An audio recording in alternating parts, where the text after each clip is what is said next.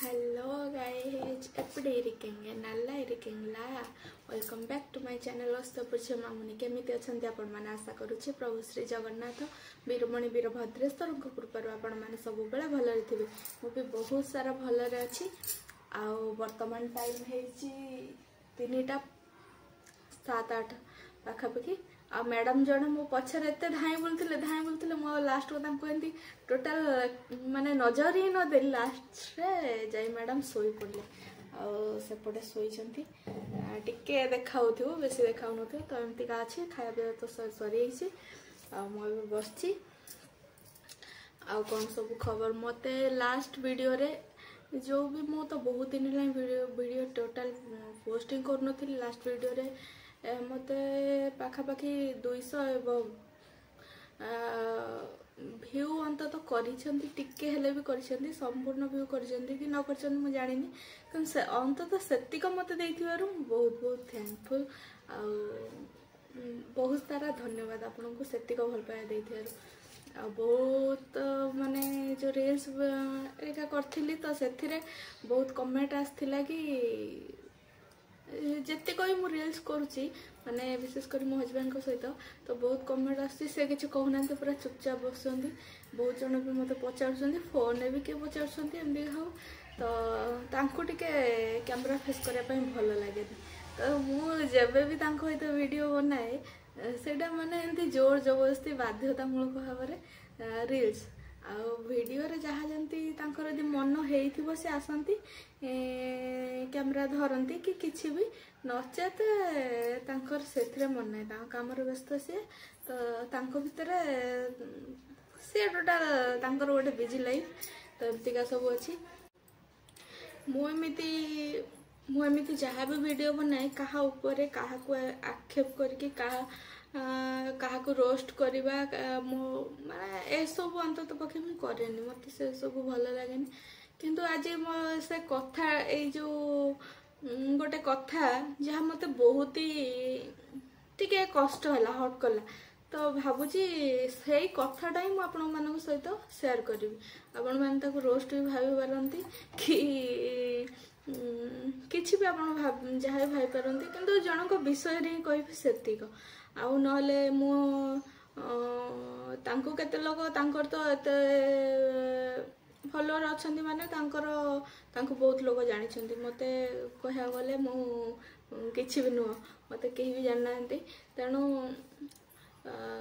ମୋ ଭିଡ଼ିଓ ମାଧ୍ୟମରେ ହୁଏତ ତାଙ୍କର ଗୋଟେ ପ୍ରଚାର ପ୍ରସାର ହେଇଯାଇପାରେ, ନଚେତ କିଛି ମାନେ କ'ଣ, ମୋତେ କିଏ ବି ଖରାପ ବି କହିପାରନ୍ତି ଭିଡ଼ିଓରେ କି ମୁଁ ଏମିତିକା କହିଲି ବୋଲି କି କିଛି ବି। ତ ଚାଲନ୍ତୁ ଭିଡ଼ିଓଟାକୁ ପୁରା ଷ୍ଟାର୍ଟ କରିବା। ଲାଷ୍ଟ ପର୍ଯ୍ୟନ୍ତ ଭିଡ଼ିଓକୁ ଦେଖିବେ। ଭିଡ଼ିଓ ଭଲ ଲାଗିଲେ ଭିଡ଼ିଓ ଗୋଟେ ଲାଇକ୍ କରିବେ, ଅନ୍ୟମାନଙ୍କ ସହିତ ସେୟାର କରିବେ, ଚ୍ୟାନେଲକୁ ସବସ୍କ୍ରାଇବ୍ କରିଦେବେ। ତ ଚାଲନ୍ତୁ। ମାନେ ନର୍ମାଲ କିଛି କଥା ନାହିଁ। ଆଜି ମୁଁ ବସିଥିଲି ପାଖାପାଖି 10ଟା 10:30 ଟାଇମ୍ ହେବ। ବସିଥିଲି, ଏମିତି ଗୋଟେ ଆସିଲା, ମାନେ ଫେସବୁକ୍ ଖେଳୁଥିଲି, ଆସିଲା ମୋର ଗୋଟେ ଭିଡ଼ିଓ ନୁହଁ, ଫଟୋଟେ ଆସିଲା। ତ ସେଇଥିରେ ମୁଁ ଗୋଟେ କମେଣ୍ଟ କରିଥିଲି ଯେ ଫାଷ୍ଟ ମୁଁ ସେ ବିଷୟରେ କହିଦେଉଛି ଯେ ଫଟୋଟା କ'ଣ କି କ'ଣ ପାଇଁ ଏସବୁ ଘଟଣା ଘଟିଲା। ତ ଦେଖନ୍ତୁ ଏଇ ଆଇଡ଼ିଟା, ତ ଆପଣଙ୍କୁ ଅଲିଓଟା ଦେଖାଉଥିବ, ତ ମୁଁ କହିଦେଉଛି। ଏ ଆଇଡ଼ିର ନାଁ ହେଉଛି ପ୍ରବୀର ପରିଡ଼ା। ତାଙ୍କର ବେଶଭୂଷାରୁ ଯାହା ଲାଗୁଛି ଭାଇ ଜଣେ ହୁଏତ ବ୍ରାହ୍ମଣ ସମ୍ପ୍ରଦାୟର ହେଇଥିବେ, ନଚେତ ସେ ଈଶ୍ୱର ବିଶ୍ୱାସୀ, ସେଇଭଳିଆ କିଛି। ଆଉ ପ୍ରବଚନ ଦିଅନ୍ତି ବୋଲି ମୁଁ ଭାବୁଛି। ଯେତିକି ଯାହା ତାଙ୍କ ଆଇଡ଼ି, ତ ମୁଁ ବେଶୀ କିଛି ଖେଳେଇନି। ଆଉ ତା ଭିତରେ ତାଙ୍କର 7.7K ଫଲୋଅର୍ ବି ଅଛନ୍ତି ଫେସବୁକ୍ରେ। ୟୁଟ୍ୟୁବ୍ ଆଇଡ଼ି ଯାହା ବି ଥିବ। ତ ଏମିତିକା ହେଲା କଥା। ଏଇ ଭିତରେ ସେ ଗୋଟେ ମାନେ ତାଙ୍କର ଗୋଟେ ଭିଡ଼ିଓ ଆପଣ ଆଗ ଦେଖନ୍ତୁ।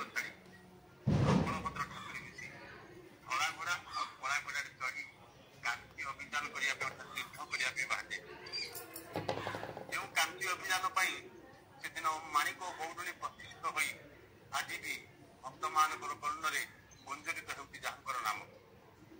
ଯେଉଁ କାନ୍ତି ଅଭିଯାନ ଆମକୁ ଭେଟି ଦେଇଛି ଘଟଗାଁରେ ବିରାଜିତ ହୋଇଥିବା ମା ତାରିଣୀ ଆଉ ଜଗନ୍ନାଥଙ୍କର ମନ୍ଦିରର ପଛପଟରେ ବିରାଜିତ ହୋଇଥିବା କାର୍ତ୍ତି ଗଣେଶ। ତ ଦେଖନ୍ତୁ ଭାଇ ଜଣକ ଏଇ ପୋଷ୍ଟଟା କରିଥିଲେ ହେଲା। ଆଉ ମୁଁ ଏଇ ଫଟୋଟାରେ କମେଣ୍ଟ କରିଥିଲି ଯେ ଆମେ ମଧ୍ୟ ସେଇ ଜାଗାକୁ ଯାଇଥିଲୁ, ମାତ୍ର ଆମକୁ ସେମାନେ ଫଟୋ ଭିଡ଼ିଓର ଆଲାଉ କଲେନି। ଆମେ କରିବାକୁ ଚେଷ୍ଟା କରିଥିଲୁ, ଆମକୁ ଗାଳି ବି କରିଥିଲେ ସେଦିନ। ସେ ଯାହା ବି ହଉ, ଇଭିନ୍ ସମସ୍ତଙ୍କର ଗୋଟେ ଇଗୋନେସ୍ ଥାଏ ଯେ ଆମ ଠାକୁର ଆମର କି ଆମ ମନ୍ଦିର, ମାନେ କାହିଁକି ଫଟୋ ଉଠେଇବେ, ଭିଡ଼ିଓ କରିବେ ଇତ୍ୟାଦି ଇତ୍ୟାଦି। ସେ ଯାହା ବି ହଉ, ତ ଭାଇ ଜଣକ ଏଇ ଯେଉଁ ଫଟୋଟି ପୋଷ୍ଟ କରିଥିଲେ, ମୁଁ ସେଇ ଫଟୋରେ ଗୋଟେ କମେଣ୍ଟ କରିଥିଲି, ଏଇଠି ଫଟୋ ଉଠେଇବା ମନା ଆଉ ଆମକୁ ସେମାନେ ଅନୁମତି ଦେଲେନି। ତ ମୁଁ ଏଇଠି କମେଣ୍ଟ କରିଥିଲି। ଭାଇ ଜଣକ ତାର ରିପ୍ଲାଏ ସବୁ କରିଛନ୍ତି। ମୁଁ ହয়তো ଯଦି ହେବ ସ୍କ୍ରିନଶଟ୍ ଏଇଥିରେ ଦେଇଦେବି।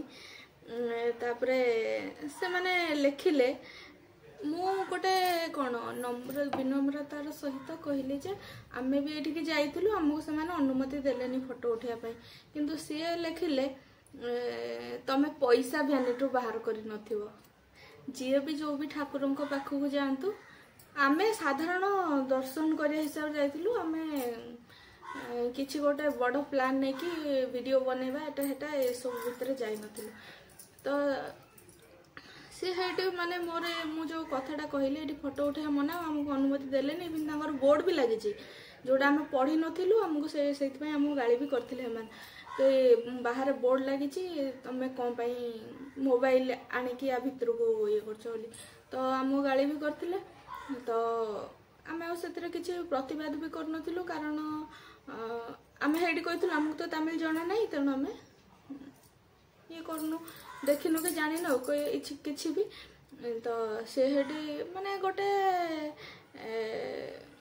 ताच्छल्य करी कहला भाया कहले कि तुम पैसा बेनेटू बाहर कर जी भी जो भी ठाकुरों पाखक जाती समस्ते पैसा नहीं जाती पैसा भी बाहर करती ताबले आम वीडियो बनबू आम 500,000 कि 5,000 देदेबू आ से आमको से जगह फोटो उठा अनुमति देदेवे हे तो मानसिकता सैया जो से कथाटा कहले तापर मुझे जो तुम पैसा बेनेटू बाहर कर नथिबो जो कहले मुझे रिप्लाई दे ओ एमती कथा कि ए रिप्लाईटा देली तापर से गोटे हसबार फनी रिप्लाई करछंती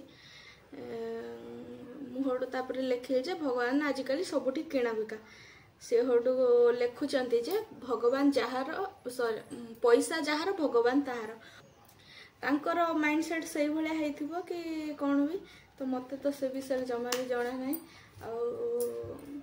माने फास्ट टाइम पे गोटे जिनस देखिली जे लोक कहउछन जे पैसा जार भगवान ही तार आमको तो अलाउ कलेनी आमे बाकी जहाँ जमती बुलिबा कथा जने साधारण दर्शन कर हिसाब से आमे जमती जाइथिलु आम हिसाब से आमे बुली वाली आसिलु बस फोटो पई ही एतियो कथा तो ये सब कथा तो यही जो कथाटा मत भल लगिलानी भाविले आपण मान सहित शेयर करी तो शेयर भी करी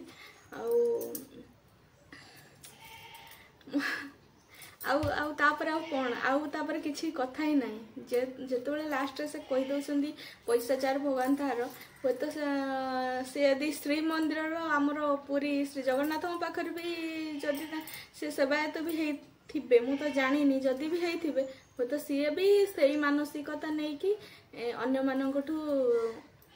मानू सेमती पैसा आणुथिबे कि किसी भी आमर से काम करियार नहीं भगवान आम दर्शन माने भगवान को पाखु जाए आम दर्शन करके आसिलु हेती ठीक हम पाई आउ बेसी किसी कथा नहीं किंतु आश्चर्य लगे एमतीका लोकों कथबार्ता बिहेवियर आउ मु जेतिकी वीडियो देखी भाई बोधे प्रवचन दियंती जड़े प्रवक्ता तो जड़े प्रवक्ता पाखर अंतत एमती कथा शोभा पाऊनी बोली मु अनुमान करुच्ची केमती कौन लगुव से छाड़ दियो आउ से विषय किसी कथा हवा दरकार नहीं कथा हवा भी बेकार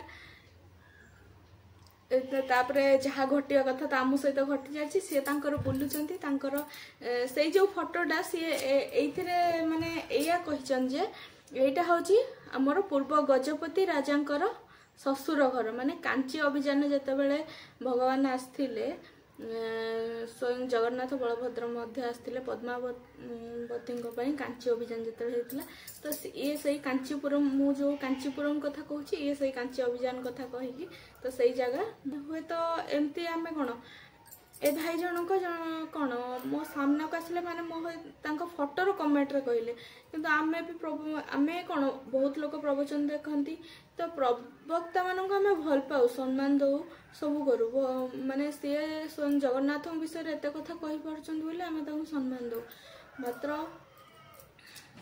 तांकर टिके बिहेवियर मते भल लागिलानी आउ हुए तो अन्य प्रवक्ता माने केमती हेथि मु जानिनी किंतु मते सेमानकर कथबार्ता बहुत भल लगे आंकर तो वीडियो मु सेते देखिनी जस्ट टिके जेती देखी तो एमती का रहला कथा आ कौन कहि बेसी किसी कहबेनी वीडियो भी बहुत लंबा करबेनी एटा बास माने मु तांको रोस्ट करी ये से सब औकात भी मोर नहीं कारण मोर गोटे स्मॉल फैमिली जंती कहती से भाया कि मोर मो वीडियो भी डेली भी अपलोड करूनी मो पाखापाखि 6-7 मास है वीडियो अपलोड करूनी कहले चले यही पूर्व वीडियो किछ दिन पूर्व जहाँ अपलोड करथिले आपन मन हेतर बहुत भल पाए दैछन सेत अशेष धन्यवाद आई वीडियो हती भल पाए देवे अंततः आपण मैंने जानिया को पाइबे एमतीका भी लोक अच्छा जो मैंने भगवान को विषय रे कहती किंतु तांकर जो मानसिकताटा ना सेटा पूरा नीच स्तर रे थाए एमतीका तो रोचे आ बेस किसी कहनी मतलब झाड़ बाहर लानी सब पूरा तो जय जगन्नाथ पुन देखा गोटे वीडियो रे ए वीडियो जदि आपण मानक भल लगी थाए तो वीडियो गोटे लाइक करेंगे अन्य सहित शेयर करेंगे चैनल को जाकर सब्सक्राइब करदे रोची बाय।